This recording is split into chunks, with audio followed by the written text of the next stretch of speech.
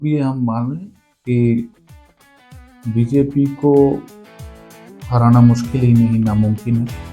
किसी भी कंट्री में एक पार्टी को ज़्यादा दिन तक सत्ता देकर नहीं रखना। 2026 में ये बढ़ के 22 स्टेट्स में हो गई। यही कि बंगाल में और बिहार में हमारी पकड़ लूज हो, कमजोर हो। भाजपा की सीटें हैं वो इस बार आई है 207 सीटों पे जीते हैं, जो कि 130 ज्यादा है पिछली बार से। 1960s में ऐसा हुआ था।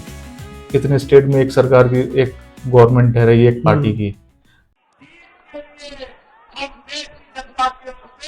उनको धन्यवाद करेंगे।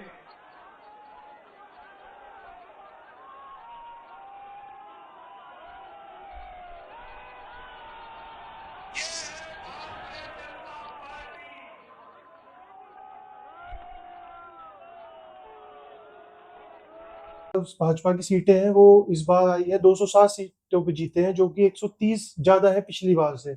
और टीएमसी वहीं की 80 पे सिमट के रह गई, जो कि उनके में 136 कम है पिछली बार से।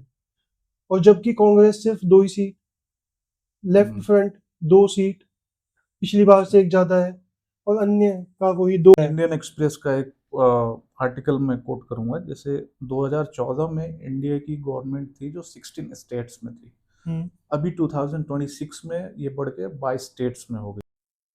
भाई क्या अभी हम मान लें कि बीजेपी को हराना मुश्किल ही नहीं नामुमकिन है। आज के टाइम में डॉन को पकड़ना उतना मुश्किल नहीं रहा, और ऐसा लग रहा है जैसे कि भाजपा को हराना नामुमकिन तो नहीं है, बट जस्ट नियर टू नामुमकिन हो गया है। जिस तरह से अभी भाजपा ने जीत हासिल किया, वो सिर्फ जीत ही नहीं रहे, अपोजिशन को धो रहे हैं। सुपड़ा साफ हो गया पूरा। कुछ दिन पहले बिहार में उनकी सरकार बनी, अभी आज बंगाल में जिस तरह से मेजॉरिटी में आए, मतलब मार्जिन भी क्रॉस कर गए जो सरकार बनाने का मार्जिन था। असम में फिर से पहले से भी ज्यादा सीटें आई उनकी असम में। जिस तरह के इलेक्शन के रिजल्ट आए हैं उन्हें देख के मान लेना ही चाहिए कि भाजपा को शायद अब हराना मुश्किल ही नहीं नामुमकिन है। I think so. और ये आप देखोगे तो ये एक पैटर्न बन चुका है।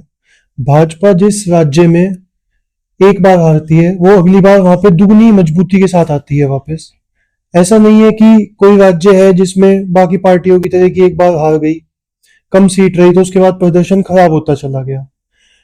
इस पार्टी के साथ ये है कि ये कार्यकर्ताओं का संघर्ष कह लो या पार्टी की लीडरशिप की डिसीजंस कह लो। अपोजिशन वाले भी कहते हैं कि जो सबसे ज्यादा मेहनत करने वाले कार्यकर्ता है ना, वो भाजपा के हैं।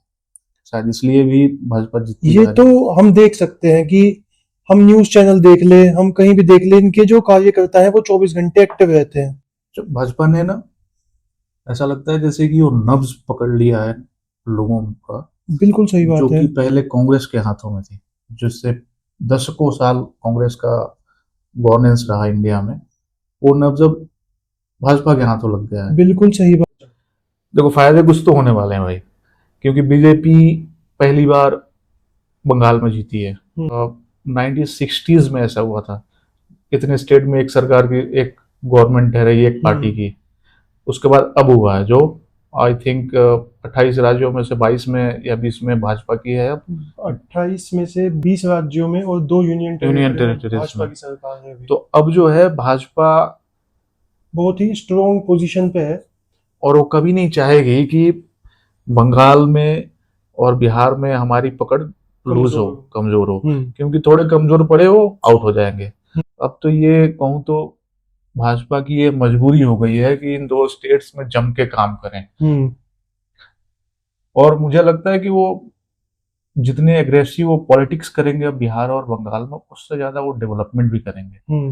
और करनी पड़ेगी। अगर डिलीवर करते हैं, उसमें सक्सेस होते हैं, अच्छा एडमिनिस्ट्रेशन रखते हैं वहां पे, तो आम प्रीटी मच श्योर कि नेक्स्ट टाइम भी जनता इनको ही चुनने वाली है। इसमें नुकसान तो हमारा क्या होगा, क्योंकि कोई भी गवर्नमेंट आए, हमारा क्या फायदा क्या नुकसान, एज कॉमन आदमी को कुछ ज्यादा फर्क नहीं पड़ता।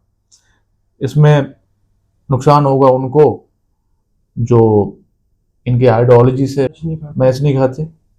सबसे ज़्यादा नुकसान होने वाला है बांग्लादेशियों को, जो इलीगल तरीके से रह रहे हैं। भारत में रह रहे हैं। अच्छा, एक वीडियो अभी देखा होगा, बांग्लादेश के पार्लियामेंट में उनका एक सिटिंग एमपी बोल रहा था कि जब भाजपा जीत जाएगी तो वहां से वो सभी जो बांग्लादेशी वहां रह रहे हैं उनको भगाएगी, और हमारे पास कोई व्यवस्था ही नहीं है उनको रखने की।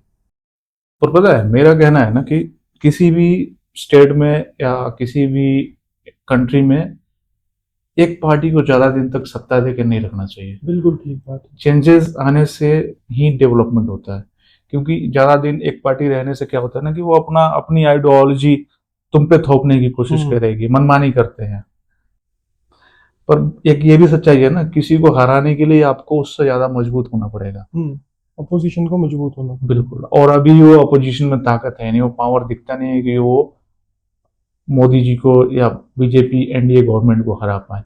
ऐसे तो साफ दिखता है कि जो आगे होने वाले लोकसभा चुनाव में भी जो सरकार बनने वाली है वो एनडीए की ही बनेगी, और मोदी जी वापस से प्रधानमंत्री बनने वाले हैं, या कोई भी बने पर एनडीए से ही बनेगा।